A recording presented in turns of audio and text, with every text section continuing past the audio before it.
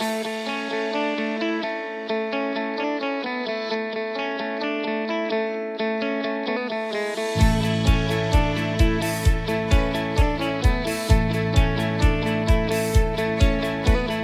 morning and welcome to the Federal Capital Territory, Abuja, of the Federal Republic of Nigeria. The theme for this summit is all about reaching greater heights. No question that both our governments and business communities realize that there is enormous potential in our relationship.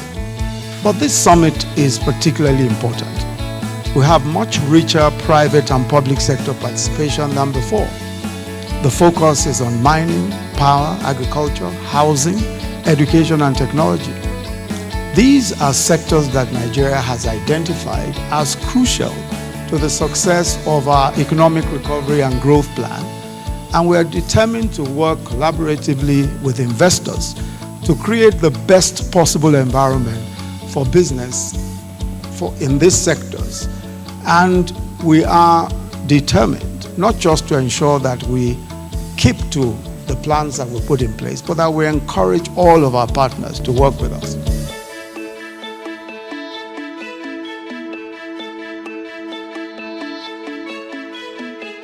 Canadians have done very well in mining, agriculture, and power and education. And those areas where Nigeria has great opportunities. So it's like a win-win situation in which the two countries come together and work for mutual benefit.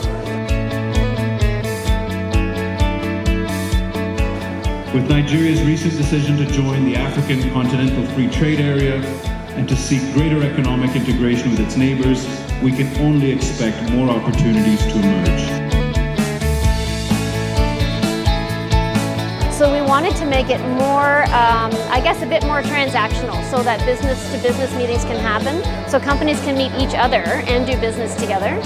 And then to also involve the Young Entrepreneur Program, like we were talking about, is to get these young entrepreneurs. Nigeria in particular ranks among Canada's top 3 trading partners in Africa, with an estimated import and export receipts of $377 million and $360 million worth of goods respectively. For Nigeria to grow, for us to attain that status of developed country, our young men and women must pursue their dreams, they pursue their visions. They must be in a position to think, transform, develop, and turn Nigeria into the paradise we want it to be.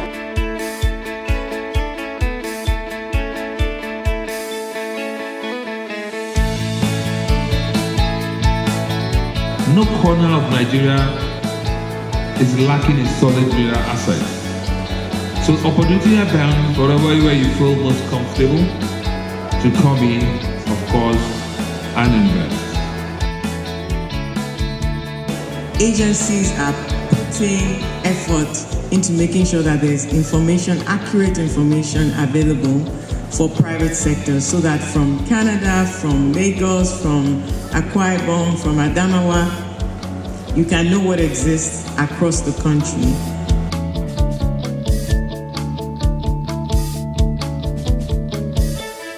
Promoting trade and investment relations between Canada and Nigeria is a priority for our government. As Tarek rightfully pointed out, Canada has launched a number of new policies to further diversify Canadian commercial activity into new markets, including those in Africa. I'm hoping that those policies will help attract more Canadian companies and investors to Nigeria. It's a good opportunity for people to, first of all, develop relationships, and secondly, a better understanding of what are the opportunities and concerns that one should look for when doing investing. We have introduced something new that is set to foster stronger investment opportunities into the future. This year, we will be having young entrepreneurs from both Nigeria and Canada pitch their businesses to the audience, and cash awards will be given to 10 winners. We're in a situation right now where the VAT rate in Nigeria is one of the lowest in the world, currently at 5%. We have put in a proposal also against the 2020 budget to increase to 7.5%. This is the second edition of the Nigeria-Canada Investment Summit. based on some work we did at NIPC, a deep dive analysis to identify the countries that are strategically important to Nigeria for investment promotion.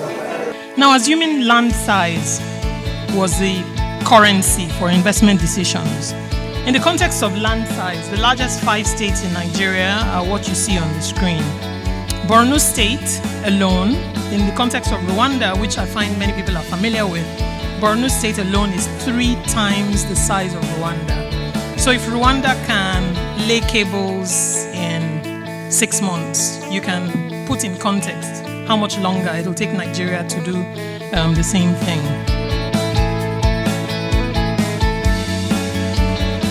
I'm happy that there is an approach that even there are funds available, and there are also programs for angel funds and several activities that the Nigerian Canada Investment Summit has put in place to encourage the young people, which I'm personally, that to me, I mean, every other thing is great, but I'm telling you, this is the best part of this approach.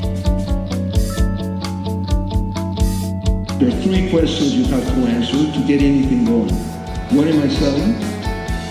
What channels am I going to use to take this to the market so I can get my money? And number 3, why is that customer buy from you? That why me question, I want answers tomorrow. Why am I going to give you my money? Why won't I the other 24 that are asking for the money? What is the why me? That's an answer you build, you shape, you're responsible for it. My idea of conferences is that, conferences tend to be boring if there's nothing at the end of it, right? You go, it's interesting, and then you go home and nothing happens, right?